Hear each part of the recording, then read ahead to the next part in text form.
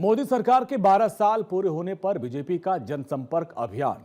BJP Modi सरकार के 12 वर्ष पूर्ण होने के उपलक्ष्य में देशव्यापी कार्यक्रम करने जा रही है। 5 जून से 21 जून 2026 तक देश भर में विभिन्न जनसंपर्क, सेवा और जागरूकता कार्यक्रम आयोजित किए जाएंगे। 7 जून 2026 को मोदी सरकार के 12 वर्ष पूरे होने जा रहे हैं, जिससे 12 साल विश्वास के, विकास के, जन कल्याण के रूप में मनाया जाएगा। पार्टी इन वर्षों को गरीब, वंचित, पिछड़े वर्गों के उत्थान, किसानों के हित, महिला सशक्तिकरण और समग्र विकास के दृष्टिकोण से महत्वपूर्ण बता रही है। 8 से 12 जून तक मीडिया संवाद आयोजित किए जाएंगे, जबकि 8 से 14 जून तक विशेष जनसंपर्क अभियान चलाया जाएगा। प्रतिनिधि क्षेत्र में जाकर संवाद करेंगे। वृक्षारोपण, स्वच्छता अभियान और विकसित भारत संकल्प सम्मेलन आयोजित होंगे। 12 से 20 जून तक जन कल्याण शिविर लगाए जाएंगे, जहां पर आयुष्मान भारत, पीएम स्वनिधि, पीएम सूर्य घर जैसी योजनाओं का पंजीकरण किया जाएगा। पर्यावरण दिवस पर एक पेड़ मां के नाम और 21 जून को अंतर्राष्ट्रीय योग दिवस पर योग कार्यक्रम का आयोजन किया जाएगा।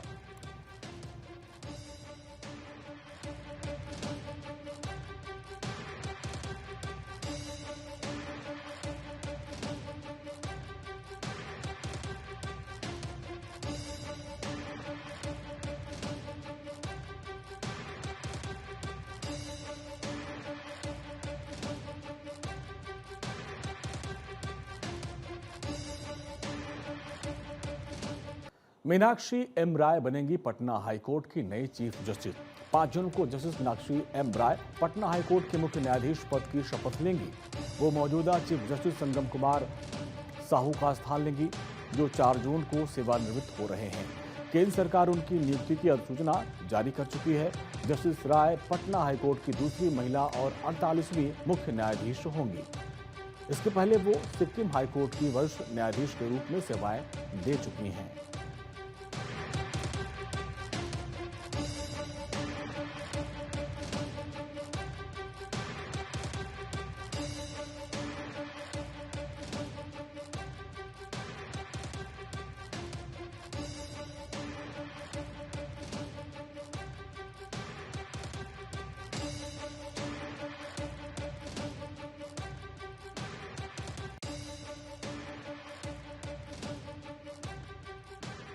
तिब्बती बौद्ध धर्म के आध्यात्मिक गुरु दलाई लामा 5 जून को इलाज के लिए धर्मशाला से दिल्ली आएंगे। राजधानी दिल्ली में दलाई लामा के बाएं घुटने की सर्जरी और चिकित्सीय उपचार किया जाएगा। 90 वर्षीय दलाई लामा कुछ समय से घुटनों की समस्या से जूझ रहे हैं। डॉक्टरों की निगरानी में उनका इलाज होगा। उपचार और रिकवरी पूरी होने के बाद उन्हें के जून में अंतिम सप्ताह में लद्दाख जाने की संभावना है। लद्दाख दलाई लामा के पसंदीदा स्थलों में से एक है, जहां बड़ी संख्या में उनके अनुयायी रहते हैं और बौद्ध संस्कृति की गहरी जड़ें हैं। दलाई लामा 1959 से भारत में रह रहे हैं और हिमाचल प्रदेश के धर्मशाला स्थित उनका निवास दुनिया भर के बौद्ध श्रद्धालुओं के लिए प्रमुख आस्था का केंद्र माना जाता है।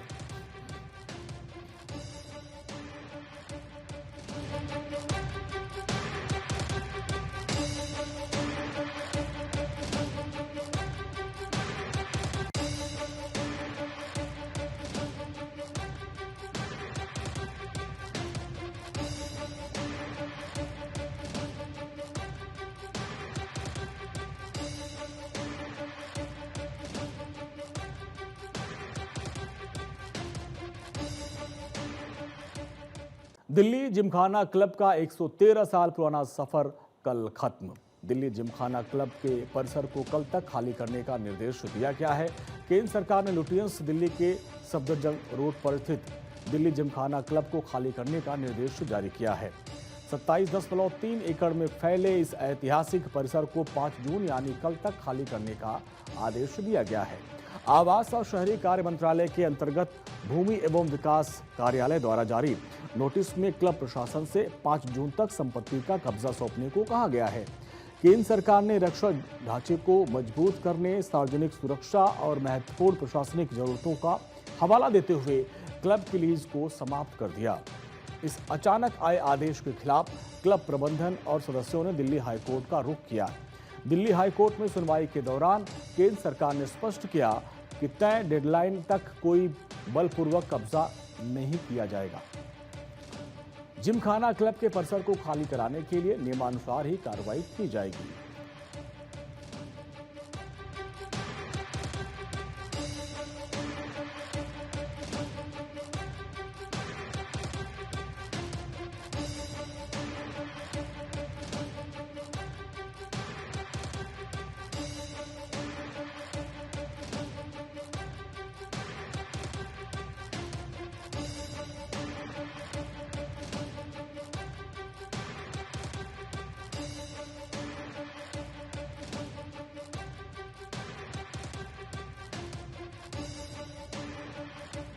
अलका लांबा दोषी करार, 5 जून को सजा सुनाएगा कोर्ट। दिल्ली की राउस एवेन्यू कोर्ट ने कांग्रेस नेता अलका लांबा को सरकारी काम में रुकावट डालने और पुलिस से धक्का मुक्की करने का दोषी माना है, जिसकी सजा पर कोर्ट अब 5 जून को सुनवाई करेगी।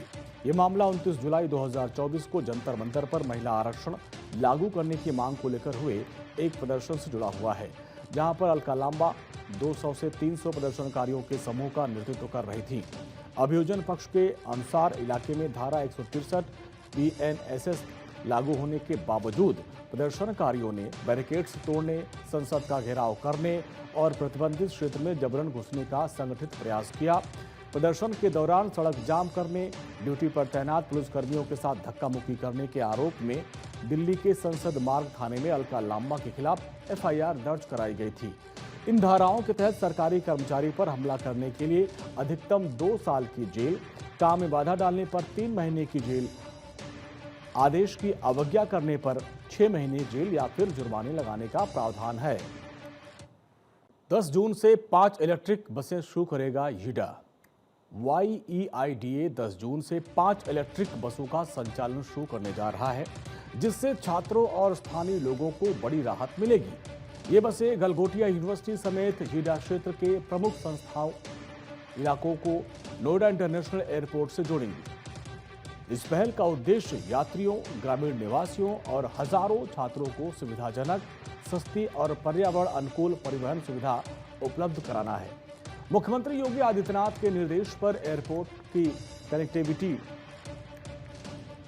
मजबूत करने के लिए ये सेवा शुरू की जा रही है, जिसे आगे और विस्तार दिया जाएगा। पहले चरण में नोएडा, ग्रेटर नोएडा और YEIDA मिलकर कुल 35 बसें चलाएंगी, जिनमें YEIDA की 5 इलेक्ट्रॉनिक बसें भी शामिल हैं। बसों का संचालन उत्तर प्रदेश राज्य सड़क परिवहन निगम करेगा, जबकि टिकट, आय और परिचालन घाटे की जिम्मेदारी संबंधित प्राधिकरण उठाएंगे।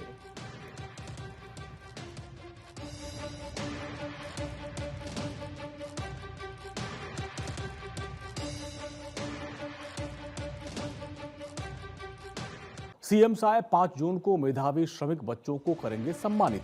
छत्तीसगढ़ के मुख्यमंत्री विष्णुदेव साय 5 जून को दोपहर 2:30 बजे न्यू सर्किट हाउस रायपुर में आयोजित एक विशेष सम्मान समारोह में शामिल होंगे। इस कार्यक्रम में मुख्यमंत्री नोनी बाबू मेधावी शिक्षा सहायता योजना के तहत किया जाएगा सम्मानित।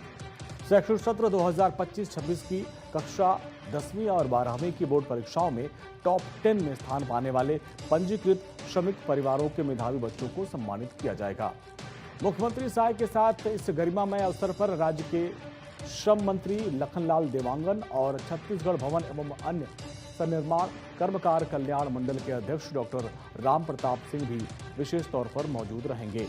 योजना के अंतर्गत चयनित प्रत्येक मेधावी छात्र को शिक्षा को बढ़ावा देने के लिए 1 लाख रुपए की प्रोत्साहन राशि प्रदान की जाएगी।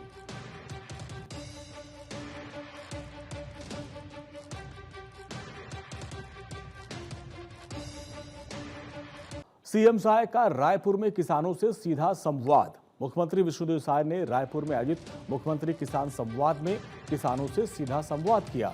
सीएम साय ने कहा कि वो किसान परिवार से आते हैं और किसानों की चुनौतियों को करीब से समझते हैं। पहले खेती बारिश पर निर्भर थी, लेकिन अब नई तकनीकी और मशीनों से कृषि क्षेत्र में बड़ा बदलाव आया है। प्रधानमंत्री किसान सम्मान निधि, शून्य ब्याज ऋण, उन्नत बीज और सिंचाई योजनाओं से किसानों को मजबूती मिली है। मुख्यमंत्री ने कहा कि सरकारी योजनाओं का असर किसानों के जीवन में सकारात्मक बदलाव के रूप में दिखाई दे रहा है। ड्रोन तकनीक से नैनो यूरिया, नैनो DAP का छिड़काव कम समय में और कम लागत में संभव हो रहा है। ड्रोन तकनीक से महिलाओं के लिए रोजगार और स्वरोजगार के नए अवसर भी तैयार हो रहे हैं। किसानों से प्राकृतिक, जैविक और संतुलित खेती अपनाने की अपील की गई है ताकि लागत घटे और मिट्टी की सेहत बेहतर हो। खरीफ सीजन के लिए खाद और बीज की पर्याप्त उपलब्धता पर भरोसा दिया गया है। साथ ही कालाबाजारी पर भी सख्ती से बात कही गई है। फसल विविधीकरण, बागवानी और आधुनिक कृषि को किसानों की आय बढ़ाने का प्रभावी रास्ता बताया गया है। सीएम साय ने कहा कि आज का युवा खेती को आधुनिक उद्यम के रूप में देख रहा है और यही कृषि का भविष्य है।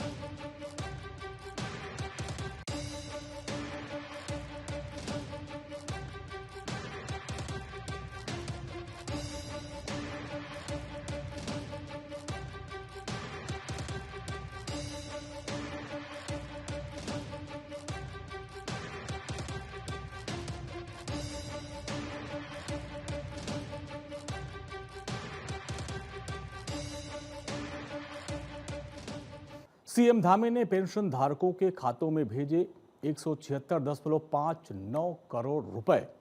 मुख्यमंत्री पुष्कर सिंह धामी ने 9.74 लाख पेंशन धारकों के खातों में 176.59 करोड़ रुपए की पेंशन राशि सीधे ट्रांसफर की है।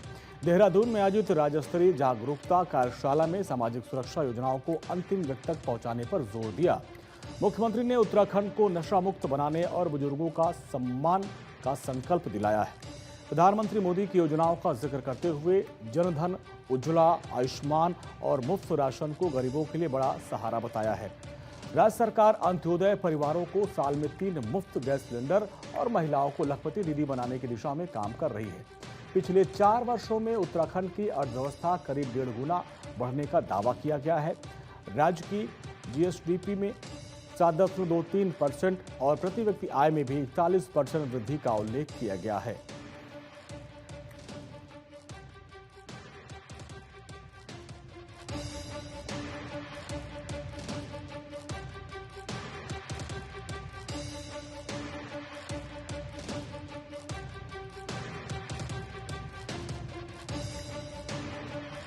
बेरोजगारी दर में 4.4% कमी और एसडीजी सूचकांक में उत्तराखंड के शीर्ष स्थान पर होने का दावा किया गया है।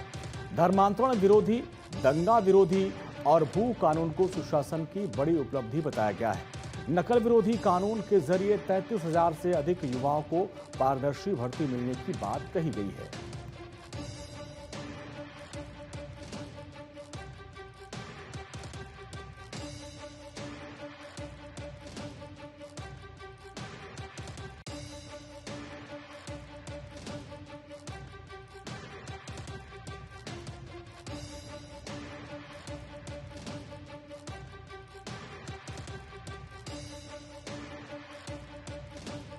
यूसीसी पर आदिवासियों को मध्य प्रदेश सरकार ने दी राहत। मुख्यमंत्री डॉक्टर मोहन यादव ने साफ किया कि मध्य प्रदेश में यूसीसी लागू होने पर जनजाति समुदाय इसके दायरे से बाहर रहेगा। आदिवासी समाज की परंपराओं, रीति रिवाजों और सामाजिक व्यवस्था को पूरी तरीके से सुरक्षा देने का भरोसा दिया गया है।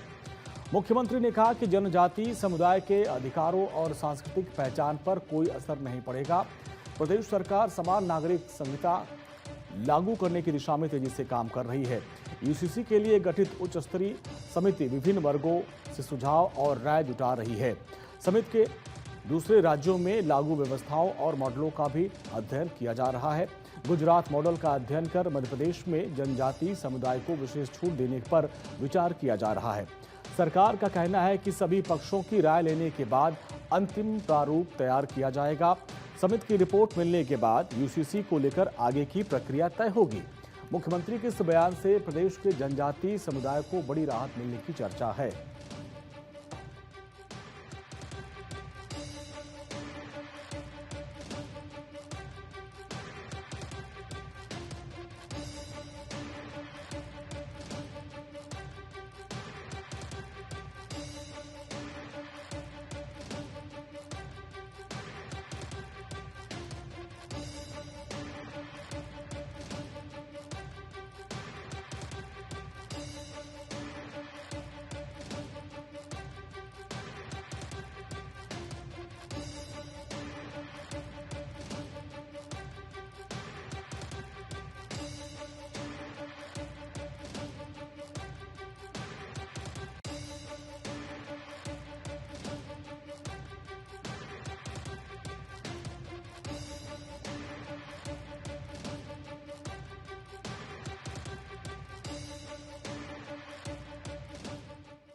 असम का लक्ष्य पूर्वोत्तर का हेल्थ हब बनना है। असम सरकार ने आने वाले वर्षों में स्वास्थ्य क्षेत्र में 50,000 करोड़ रुपए निवेश का बड़ा लक्ष्य रखा है। मुख्यमंत्री हिमंता बिस्वा शर्मा ने कहा कि एनडीए सरकार के दौरान पिछले 10 साल में स्वास्थ्य के क्षेत्र में निवेश 242% बढ़ गया है। राज्य में नए मेडिकल कॉलेज, अस्पताल और आधुनिक इलाज सुविधाओं का बहुत तेजी से विस्तार हुआ है। कई जिला अस्पतालों को अपग्रेड किया गया और लोगों की बेहतर इलाज तक पहुंच बढ़ी है।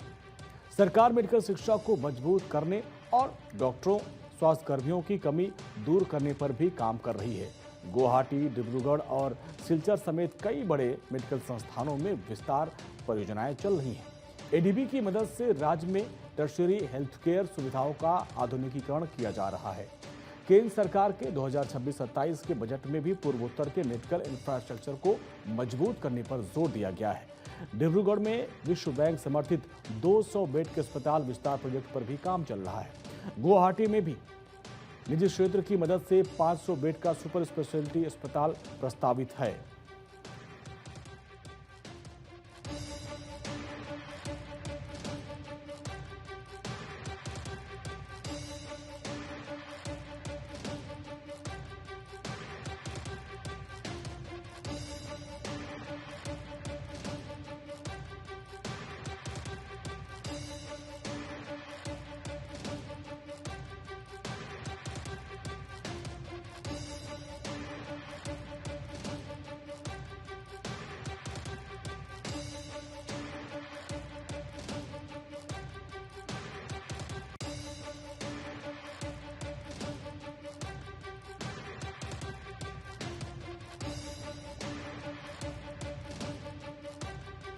विश्व पर्यावरण दिवस के मौके पर यूपी में 5 करोड़ पौधे लगाने का लक्ष्य। विश्व पर्यावरण दिवस पर 5 जून को उत्तर प्रदेश में एक पेड़ मां के नाम अभियान चलाया जाएगा। मुख्यमंत्री योगी आदित्यनाथ लखनऊ के कुकरेल वन क्षेत्र में महाअभियान का शुभारंभ करेंगे। अभियान के तहत एक ही दिन में 5 करोड़ पौधे लगाने का लक्ष्य निर्धारित किया गया है। प्रदेश के सभी मंडलों, विकास खंडों, नगर निकायों, ग्राम पंचायतों में वृक्षारोपण होगा। वन, कृषि, ग्राम्य विकास, उद्यान और पंचायती राज समेत कई विभाग इसमें भाग लेंगे। जन सहभागिता के साथ पर्यावरण संरक्षण को जन आंदोलन बनाने पर विशेष जोर रहेगा।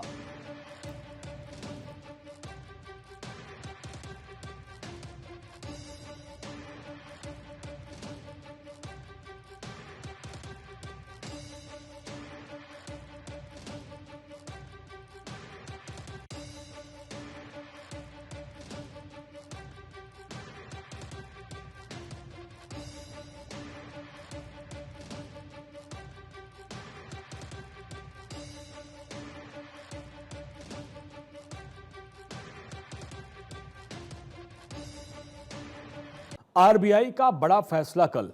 ईएमआई और ब्याज दरों पर टिकी निगाहें।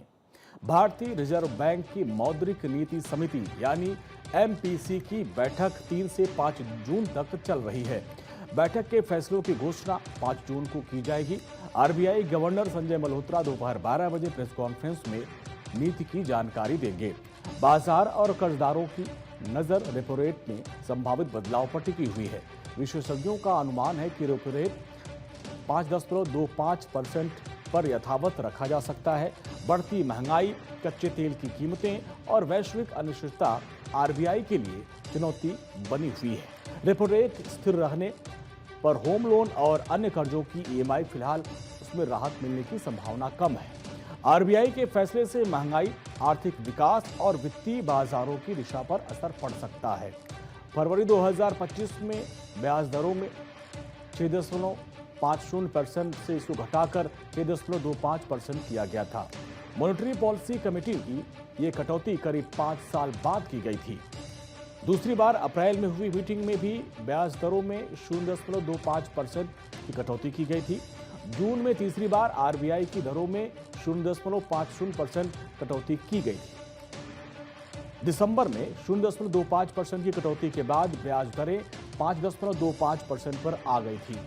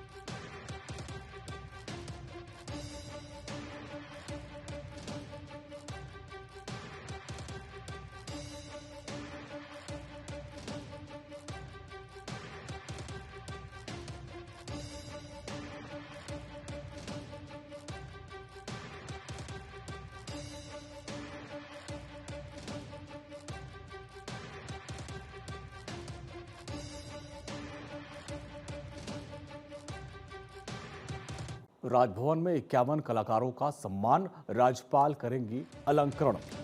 लखनऊ राजभवन में 5 जून को 51 कलाकारों को अकादमी पुरस्कार दिया जाएगा। राज्यपाल आनंदीबेन पटेल सम्मान समारोह में करेंगी सम्मानित कलाकारों को सांस्कृतिक कार्यक्रमों में प्रस्तुति पर 70,000 रुपये मानदेय मिलेगा। संस्कृति मंत्री जयवीर सिंह ने कलाकारों को विशेष श्रेणी में रखने की घोषणा की है। संगीत, नृत्य, नाटक और लोक कला के क्षेत्र में योगदान देने वालों को मिलेगा ये सम्मान।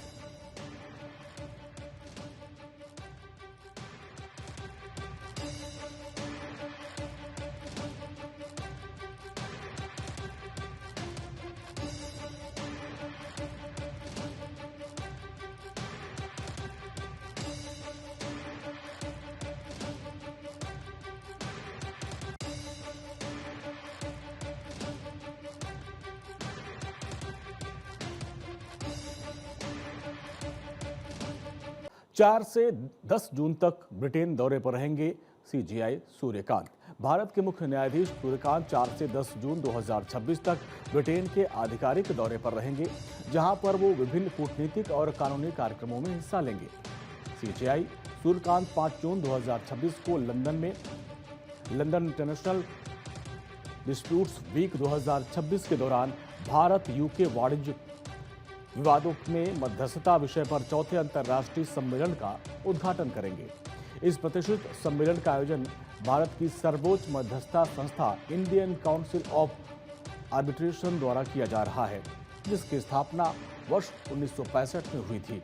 सम्मेलन का मुख्य फोकस भारत यूके आर्थिक साझेदारी को मजबूत करने में एडीआर यानी वैकल्पिक विवाद समाधान एक उत्प्रेरक के रूप में जो दोनों देशों के बीच क्रॉस बॉर्डर ट्रेड और इन्वेस्टमेंट को सुगम बनाने पर केंद्रित है।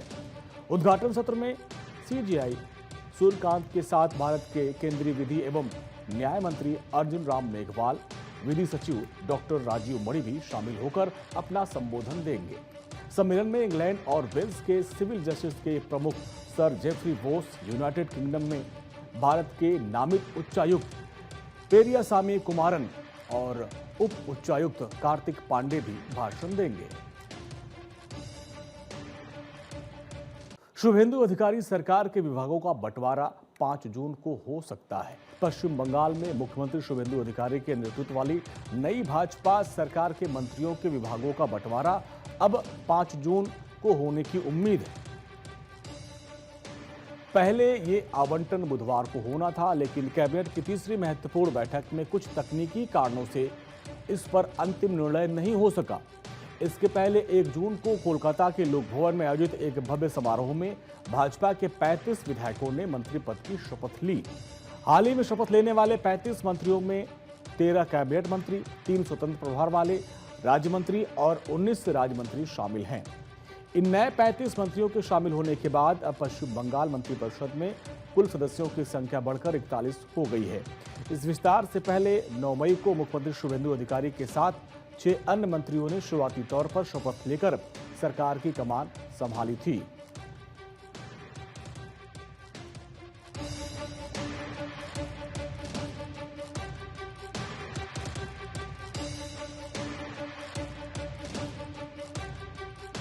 लखनऊ से 3 दिवसीय कल से लखनऊ दौरे पर रक्षा मंत्री राजनाथ सिंह रहेंगे। रक्षा मंत्री राजनाथ सिंह 5 से 7 जून तक लखनऊ के 3 दिवसीय दौरे पर रहेंगे। रक्षा मंत्री कल अखिलेश यादव के छोटे भाई अपर्णा यादव के पति प्रतीक यादव के निधन पर शोक संवेदना व्यक्त करने उनके घर जाएंगे। राजनाथ सिंह हिंदनगर में अशोक मोतियानी, कृष्णा नगर में दर्शन लाल और कैंट क्षेत्र में रूपा देवी के आवास पर भी जाकर उनके परिजनों से मुलाकात करेंगे। विश्व पर्यावरण दिवस के अवसर पर कस्तूरबा पार्क में एक पेड़ मां के नाम अभियान के तहत पौधारोपण कार्यक्रम में रक्षा मंत्री राजनाथ सिंह शामिल होंगे। रक्षा मंत्री दिलकुशा लॉन में वायु ग्रीन कमांड कार्यक्रम में और सीतापुर रोड स्थित सेवा अस्पताल में आयोजित रामकथा महोत्सव में हिस्सा लेंगे। दौरे के दूसरे दिन 6 जून को राजनाथ सिंह गोमतीनगर स्थित प्रशांत सिंह अटल के आवास पर और निराला नगर में भगवती शुक्ला के परिवार से मुलाकात करेंगे। मिलेनियम पैलेस में पश्चिम मंडल 2 के प्रबुद्ध नागरिकों और गणमान्य व्यक्तियों से भी रक्षा मंत्री राजनाथ सिंह संवाद करेंगे, बैठक करेंगे। 7 जून को अपने दौरे के अंतिम दिन रक्षा मंत्री आलमबाग स्थित जीपी होटल और बैंक्वेट में कैंट मंडल 1 के प्रबुद्ध नागरिकों और गणमान्य व्यक्तियों के साथ संवाद कार्यक्रम में भाग लेंगे। राजनाथ सिंह के इस दौरे को संगठनात्मक गतिविधियों को मजबूती देने, आम लोगों से सीधे संवाद स्थापित करने की दृष्टि से महत्वपूर्ण माना जा रहा है। दौरे के दौरान वो विभिन्न सामाजिक और सार्वजनिक कार्यक्रमों के माध्यम से लोगों से जुड़ेंगे।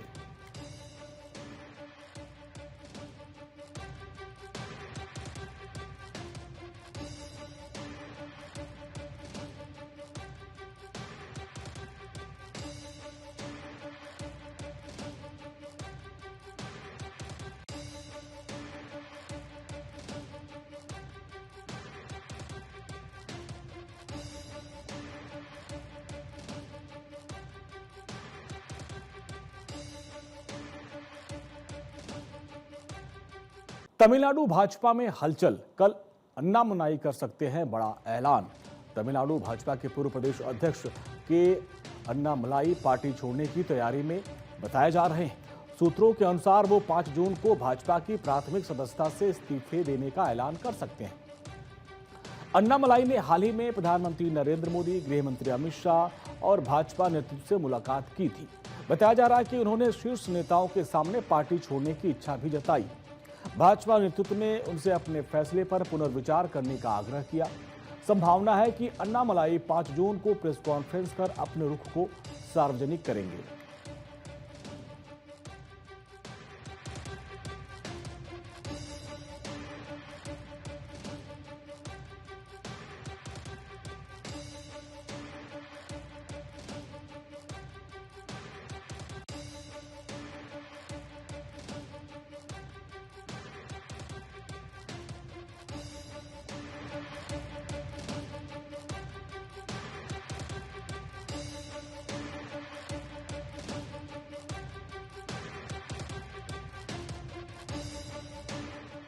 असम में कल कैबिनेट विस्तार, नए चेहरों को मिलेगा मौका। अनुभवी नेताओं पर फिर हेमंता ने जताया भरोसा, 12 विधायक बनेंगे मंत्री। असम की राजनीति में कल बड़ा दिन है। मुख्यमंत्री हेमंता बिस्वा शर्मा के नेतृत्व में एनडीए सरकार का कैबिनेट विस्तार होगा।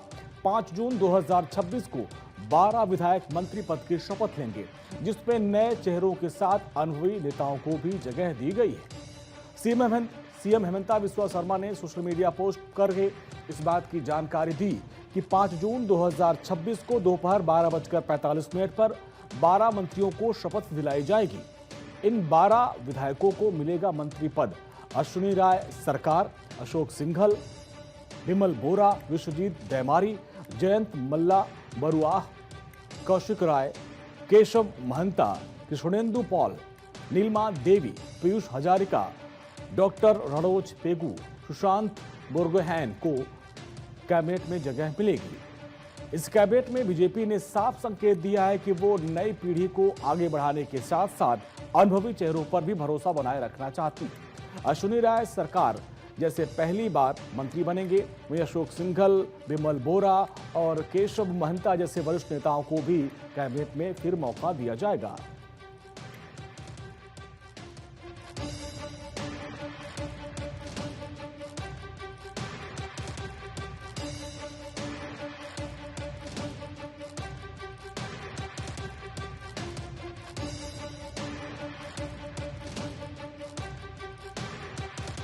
त्रिपुरा दौरे पर गृह मंत्री अमित शाह सीमा सुरक्षा की करेंगे समीक्षा।